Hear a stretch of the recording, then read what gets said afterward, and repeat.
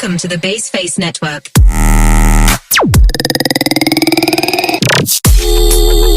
Okay with me, baby, okay. Yeah, you're looking at the truth, the money never lie, no. I'm the one, yeah, I'm the one. Early morning in the dawn, know you wanna ride now. I'm the one, yeah, I'm the one, yeah. Hear you sick of all the...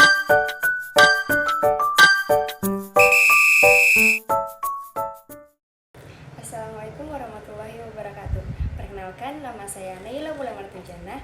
Saya mahasiswa semester 1 dari kelas 1 KPID, Program Studi Komunikasi dan Penyiaran Islam, Universitas Islam Negeri Profesor Kiai Haji Saifuddin Zuhri Purwokerto.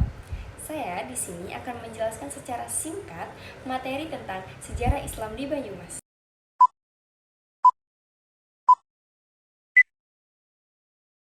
Pada artikel sejarah Islam di Banyumas, terdapat banyak informasi menarik mengenai sejarah politik, kebudayaan, dan agama di wilayah tersebut. Salah satu hal yang menarik adalah kisah tentang Sokaraja, sebuah wilayah di Banyumas yang dikenal sebagai basis terkuat PKI pada tahun 1965.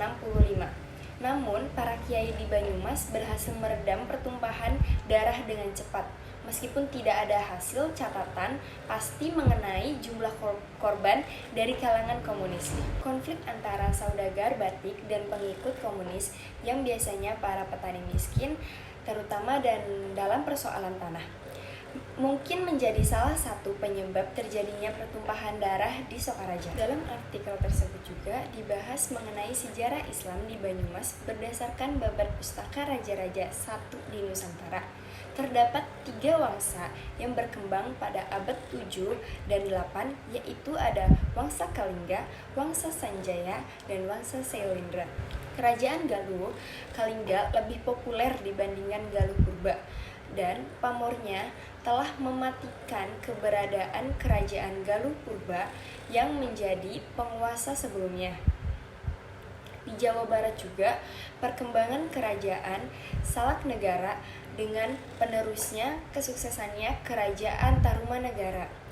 Kerajaan Tarumanegara berkuasa di Jawa bagian barat dan beribu kota di Sundapura atau Bekasi. Kekuasaan Tarumanegara secara geografis meliputi daerah Tegal, Galuh Kumara, Banyumas, Galuh Purba, dan Bagelan.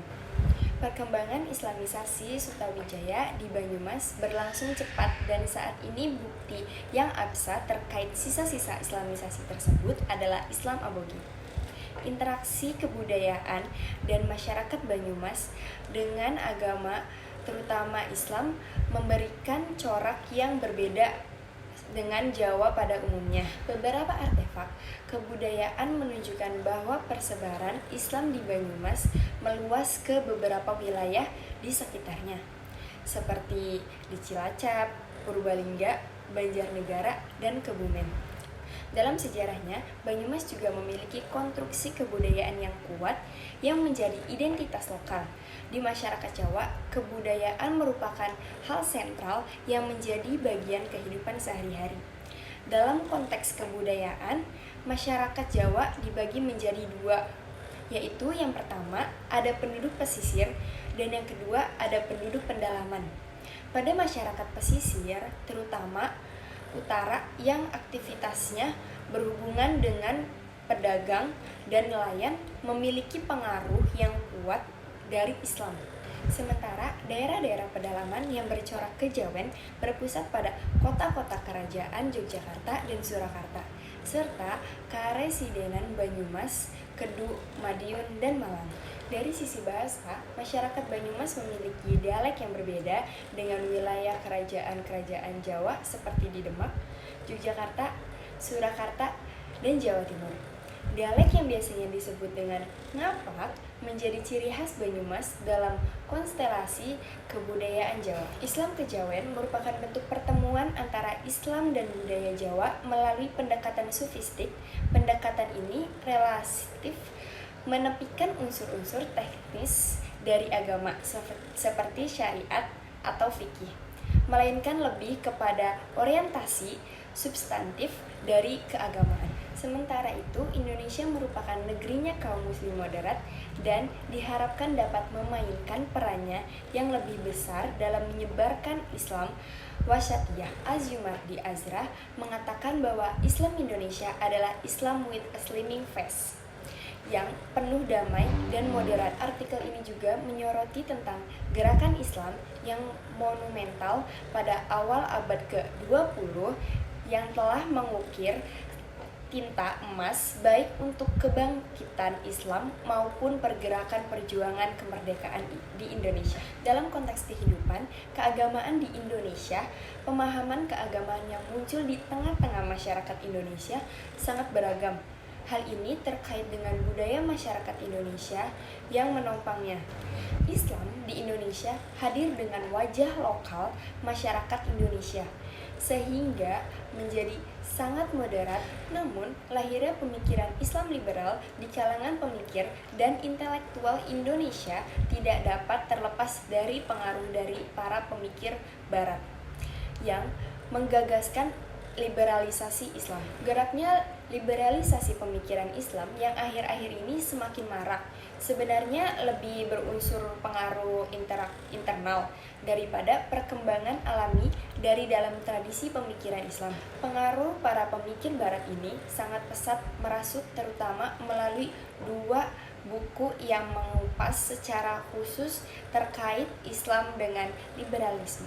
Secara sosial politis, Banyumas sebenarnya menjadi embrio lahirnya beberapa imperium besar yang pernah menjadi penguasa tanah Nusantara, khususnya Jawa. Namun pembuktian atas fakta tersebut selama ini selalu mengalami kendala akibat rentang waktu yang terlalu jauh, Galuh Purba sampai Medang. Karenanya, pembahasan mengenai sejarah sosial politik Banyumas biasanya ini dimulai sejak Banyumas menjadi wilayah periferi adalah beberapa kerajaan besar seperti Pajajaran, Majapahit, Demak, Pajang, maupun Mataram. Dalam posisi hanya sebagai sebuah wilayah kabupaten yang berada dalam kekuasaan kerajaan, tidak banyak peran sosial politis yang bisa dimainkan oleh masyarakat Banyumas. Selain menjalankan kebijakan dalam pemerintah pusat, selain itu, kondisi geografis wilayah Banyumas yang terisolasi oleh pegunungan di sepanjang utara hingga selatan semakin menjadikan Banyumas tidak strategis untuk menjadi pusat kegiatan sosial politik pada waktu itu. Padahal dari sisi potensi ekonomi yang bisa dihasilkan, Banyumas adalah daerah yang sangat subur sehingga mampu menghasilkan banyak produk pertanian dan perkebunan. Tidak menjadikannya Banyumas sebagai pusat pemerintahan, kerajaan, dan kondisi geografis serta alamnya yang berupa bebatuan, pegunungan, dan sungai-sungai besar yang mengitarinya. Justru menjadikan Banyumas sebagai wilayah yang memiliki struktur sosial mandiri dan unik jika dibandingkan umumnya struktur sosial di daerah lain, bahkan di Jawa. Kehidupan ekonomi masyarakat pada masa pra-Islam dan kolonialisme Eropa masuk ke Pulau Jawa. Masyarakat hanya bertumpu pada sungai-sungai sebagai sarana penghubung antara masyarakat di satu daerah dengan daerah lain. Bahkan, jauh atau pendeknya aliran sungai di Pulau Jawa turut membentuk mata rantai kekuasaan yang ada di kala itu. Sebagai contohnya misalnya, aliran sungai di Brantas dan Bengawan Solo yang dijadikan sara penghubung jarak jauh oleh masyarakat telah berhasil membentuk pusat kerajaan besar yaitu Majapahit dan Mataram. Sementara sungai-sungai lain yang umumnya beraliran pendek tidak mampu membentuk relasi masyarakat dalam skala besar hingga dari sisi kekuasaan yang terbangun juga relatif kecil. Belum tersedianya sarana penghubung yang memadai pada masa itu, penyebabnya itu ada masyarakat hanya mengandalkan kondisi cuaca dalam hal ekspedisi, hasil pertanian, atau perkebunan. Ketika cuaca hujan lebat dan sungai-sungai menjadi deras aliran airnya, maka ini jelas menghambat distribusi hasil panen masyarakat yang juga berdampak pada tingkat pendapatan mereka. Pola perekonomian masyarakat di Jawa, termasuk di Banyumas, sedikit mengalami perkembangan ketika memasuki abad keempat, di mana kerajaan-kerajaan besar di Jawa, yaitu ada Tarumanegara, Mataram, dan Majapahit, mulai membuka jalur perdagangan dengan negara-negara lain di kawasan Asia seperti India dan Cina. Pada masa ini, masyarakat tidak lagi hanya mengandalkan sungai sebagai jalur distribusi perekonomian, tetapi juga laut dengan berbagai dermaga dan pelabuhannya. Profesi masyarakat juga berkembang tidak lagi hanya menjadi petani, melainkan pada beberapa yang menjadi pedagang, eksportir barang, atau penguasa kapal angkut barang. Mungkin cukup sekian dari saya. Maaf jika ada penjelasan dari saya yang kurang jelas. Kurang lebihnya mohon maaf. Wassalamualaikum warahmatullahi wabarakatuh.